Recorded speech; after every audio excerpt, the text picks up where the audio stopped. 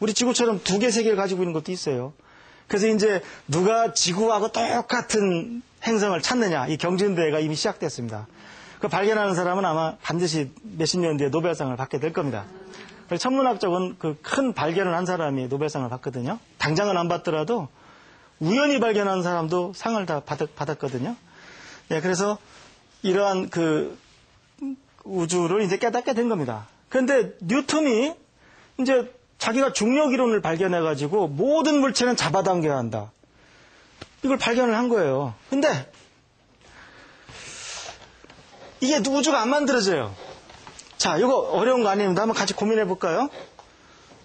그러면 지금까지 제가 설명드린 우주론을 다 이해하셨다면 우리 해 옆에 뭐 수성, 금성 뭐 이런 게 있는 거고, 그럼 다른 별들이 이렇게 있으면 요 별 옆에도 뭐 2개쯤 있을지 모르고, 어떤 별은 우리 태양계만큼 뭐 10개쯤 갖고 있을지도 모르고, 그건 보기 전에는 모르는 겁니다. 그래서 이렇게 이제 별들이 쫙 있는데, 그러니까 뉴턴이 그 살아있던 시절에는 은하계 존재는 몰랐어요. 은하수는 알았지만, 그래서 일단 오늘날 우주로는 이렇게 각 은하계들이 어떻게 팽창을 하느냐 뭐 이렇게 얘기를 하고 있는데, 지금은 그 단계가 아니고 일단 별만 갖고 설명하기도 벅찬 거예요. 자, 뉴턴의 고민이 뭐냐? 이것이 또 아주 세기의 고민입니다. 이 고민이 나중에 아인슈타인이 똑같은 고민을 하게 됩니다. 자, 뭐냐? 별과 별이 있는데 다 잡아당긴다 이거예요. 다 잡아당긴다고 하면은, 예를 들어 신이 우주를 창조하고 손을 딱 떼면은, 손을 떼면 우주가 떡이 되는 거예요. 생각해 보십시오. 서로 다 잡아당기니까 요만큼 공간 안에 별을 갖다가 내가 예를 들어서 뭐 1조개 이렇게 집어넣었어요. 1억 개 집어넣었어요. 그럼 지네끼리 다 잡아당기니까 조금만 기다리면 언젠가는 다 어디 무게중심 부분에 다 모였을 거 아닙니까? 그러니까 뉴턴이 죽겠는 거예요. 우주가 안 만들어져요. 그러니까 두 물체가 있으면 질량의 곱에 비례하는 힘으로 잡아당긴다는 만유인력이라는 건 중력하고 조금 다른 건데, 이런 뜻이죠. 온 그 삼라만상에 다 적용되는 힘, 약간 동양적인 표현이죠, 만유인력은.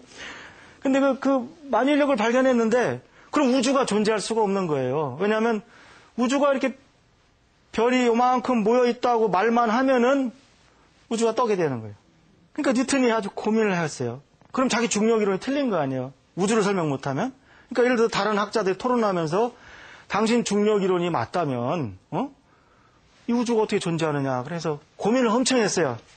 근데 사람은 다 똑같아요. 우리가 이렇게 뉴턴, 아인슈타인 뭐 엄청난 천재, 감히 제가 이름 부르기도 황공스러운 그런 분이지만 사람은 똑같아요. 억지를 부려요. 뭐라고 억지를 부리느냐?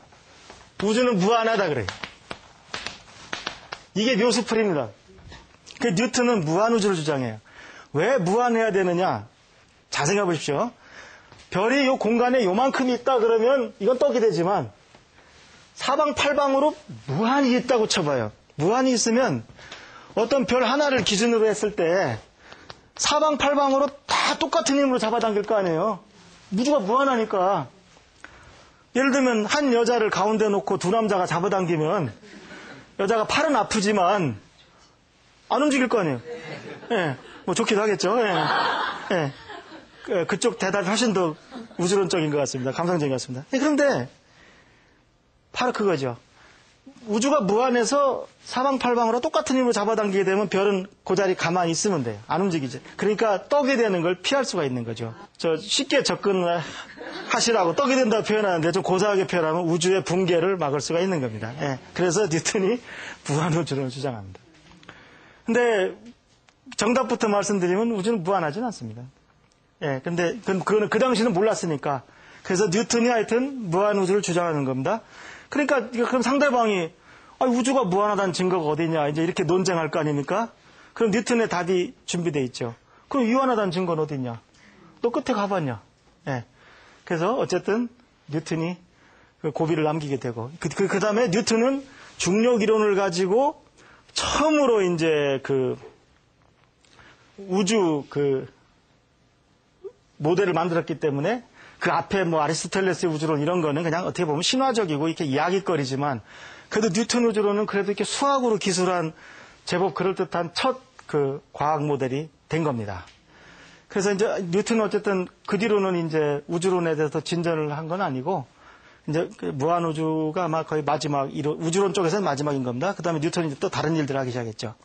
근데 그럼 그 뒤로는 이제 그럼, 여러 가지 또 일이 벌어지는데 어쨌든 뉴턴의 우주론이 바로 근대 천문학 혁명을 전부 소화하고 자기 이론까지 집대성한 최초의 어떤 과학적 우주가 나온 거죠. 그런데 이제 그다음부터 다른 발견이 계속 이루어지는 겁니다. 근데 또 놀라운 사실 하나 발견하게 돼요. 그 천왕성을 발견한 허셜이라는 사람이 우리 은하수가 뭔지를 알아냈어요. 은하수가. 우리가 은하수 하면은 사실 여름밤에 은하수가 제일 잘 보입니다. 이렇게 보면은 정말 깜깜한 데 가면은 이렇게 우윳빛으로 꼭 구름 같아요. 구름이 이렇게 길다랗게 한 줄로 있는 것 같은데 구름하고 은하수하고 구분하는 방법은 간단합니다. 별이 박혀 있는 구름은 은하수입니다. 예. 구름은 별을 가리겠죠. 예. 그건 우리 지구 표면에 있는 거니까. 그래서 하늘에 보면은 분명히 구름같이 보이는데 별이 박혀 있어요. 그게 은하수입니다. 그래서 이렇게 여름철은 사시사철 중에 가장 은하수를 보기가 쉽고 은하수가 이렇게 띠로 있고 여러분들이 꼭 아이들한테 견우성, 직녀성이 정말 이렇게 은하수를 중앙에 놓고 떨어져 있다. 그거를 좀 가르쳐 주시기 바랍니다. 근데 사실 어느 게 견우성이냐 그거 책 백날 갖고 가서 보셔도 찾기 힘들어요. 근데 제가 좋은 방법은 알려드리겠습니다. 피서철에 새벽 3시가 안 넘었을 때 피서철에 머리 위에 제일 밝은 별이 무조건 직녀성입니다. 예. 대체로 바로 천정이라고 해요. 천장이 아니고요. 예. 하늘의 가장 높은 부분 근처에 있는 굉장히 밝은 별이 있어요. 다른 어느 별보다도 밝아요. 흰 별이 직녀성입니다. 예. 그 다음에 이제 견우성은 직녀성을 찾으시면 은하수 건너서 동쪽으로 또 밝은 별이 하나 있으면 그건 견우성입니다. 네, 그렇게 하면 아마 성도나 이런 도움 없이도 찾을 수 있을 겁니다. 요즘 새로 나온 휴대폰은 다 가르쳐 주니까 그거 있으시면 더 도움이 되고요. 네, 그런데 은하수가 이게 뭔지 정체를 잘 몰랐어요, 사실은. 근데 알고 보니까 넓적한 별 무더기더라 이거죠. 이제 은하라는 개념이 살살 정립되는 거예요. 넓적한 이제 별 무더기라는 거죠. 왜 넓적하냐? 띠로 보이니까. 무슨 뜻이냐? 이 뜻입니다. 잘 보세요. 그래서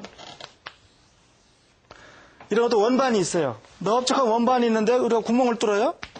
그리고다가 개미를 한 마리 집어넣어 보세요. 그 개미 눈에는 이쪽 원반은 안 보이죠. 여기 구멍 단면만 보이는 거죠. 그러니까 개미는 네가 무엇 속에 들어있냐 그러면 저를 이렇게